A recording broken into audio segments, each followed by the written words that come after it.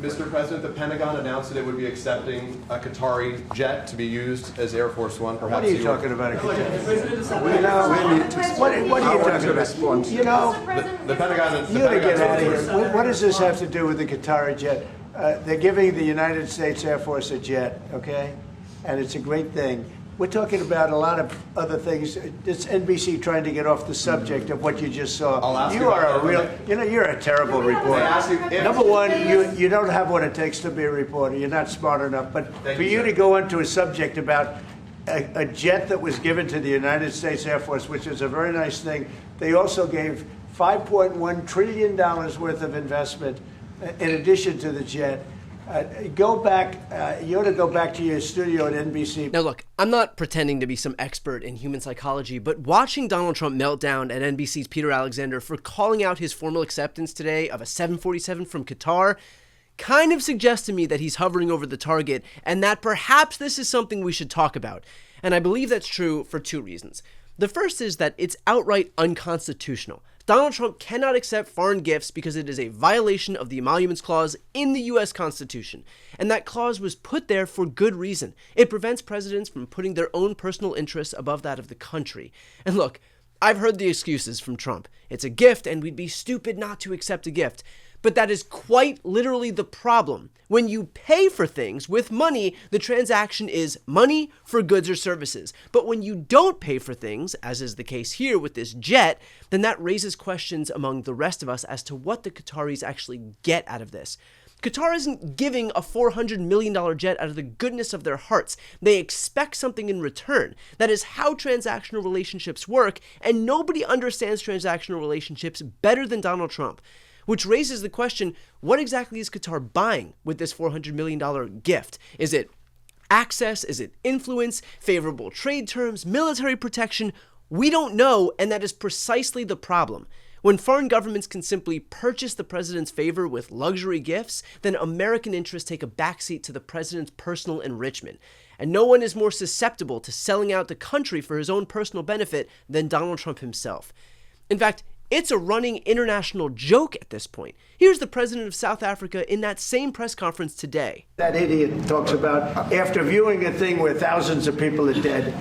I'm sorry, I don't have a plane to give you. I wish you did. I'd take it. I would take it. If your country offered the United States Air Force a plane, I would take it. Okay. How fucking embarrassing for the United States. It is so clear that our president only traffics in outright bribes. And so other world leaders are literally lamenting the fact that they don't have gifts ostentatious and valuable enough to be able to effectively move him.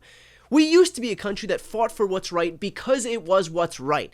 Now we fight for countries based on who can heap the most gold onto the president. Again, an utter embarrassment. And the second reason that we should talk about this isn't just because accepting a plane is a violation of the Constitution and poses a national security risk, but also because we know that this plane is going to Trump after he leaves office, meaning that he is using the presidency right now to give himself a $400 million gift at the exact same time that Republicans are ramming through a bill in their budget that will cut healthcare away from a staggering 13.7 million Americans and take away $300 billion from food assistance.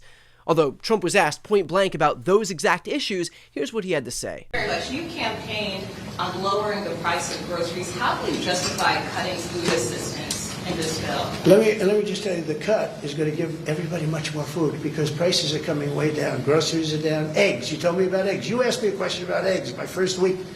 You said eggs. I said, I just got here. Tell me about eggs. And it was going through the roof. You know that eggs now are way down. Everybody's buying eggs. Groceries down, energy's down, gasoline is now they're buying gasoline now for $1.99. Can you guarantee that your voters who supported the election, particularly working class voters, will not lose health insurance under this bill? Oh, they won't lose health insurance. Not only that, remember, I'm cutting drug prices by 85%. And right now, I'm saving it. I'm saving the whole thing because I did something that nobody was willing to do. Other countries pay a tiny fraction what we do, and I instituted favored nations. We're now going to pay the lowest in the world. We're going to be the equivalent of the lowest country in the world. Oh, so somehow, while cutting healthcare and cutting food assistance, there's going to be more healthcare and more food assistance. Look, if you're gonna lie, at least try to make it logical. If you're a Trump supporter or a Trump voter, at least do what Trump refuses to do right now and have some respect for yourself, because he is angling to cut these programs that you may very well rely on, because now that he doesn't need your vote, he is perfectly content to screw you over. The reality is that Donald Trump is putting on full display who he's willing to fight for. He will blow up over the press for daring question his ability to accept a gift worth hundreds of millions of dollars, but you will never, ever see that kind of passion when it comes to defending his own voters. You'll never see that passion when it comes to defending Medicaid or food stamps. You'll never see that passion when it comes to defending the jobs of veterans or protecting funding for childhood cancer research. He reserves all the passion only for himself, and everybody else gets served straight bullshit, like him pretending that cuts to Medicaid and food stamps somehow make them more plentiful. And that's a point that Elizabeth Warren picked up on in today's interview. Part of what's happening here is, can they bend Americans' perception of reality? Right? This is what the president did. President went over there yesterday and said, we're going to make all these cuts, and don't worry about it. We're not even going to touch health care.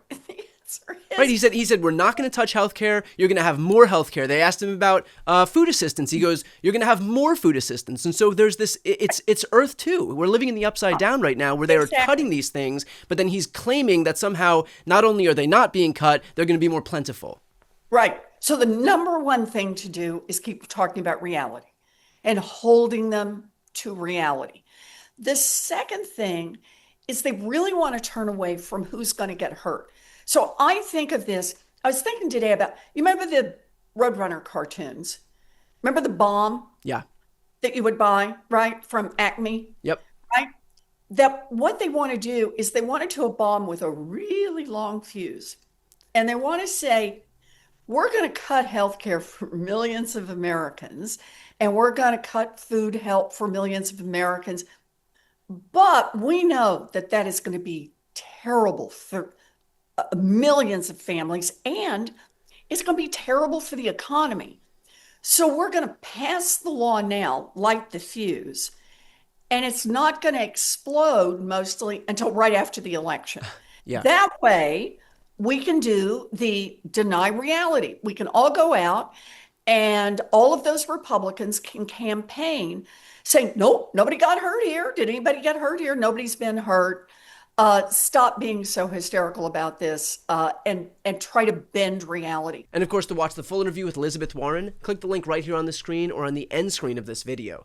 But I hope that Donald Trump's supporters can see what's happening here and who Trump is willing to go to bat for. I wish I could say that it was you and me and the vast majority of Americans. I wish I could say that he would strengthen Medicaid and Social Security and Medicare. I wish he would take care of the people who need help the most, but that's not what he's doing. His focus is on helping the wealthiest people, Elon Musk, Mark Zuckerberg, himself, get just a little bit richer. Don't listen to what he says, watch what he does, because this MAGA budget bill speaks for itself.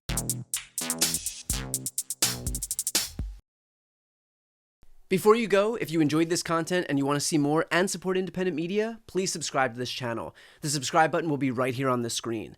But second, the reality is that we are now in a political environment where this administration can lean on any of the social media platforms to suppress certain voices if they don't like critical coverage. That means my longevity here is in the hands of a few tech billionaires who are already making it clear that they are willing to cater to this administration. To that end, signing up for my newsletter is a way for me to reach you directly if that ever becomes necessary. I'll put the link right here on the screen as well, so please sign up. It's free, but there's also an option to do a paid subscription if you'd like to support me and my team. I really appreciate it. Thanks so much for watching.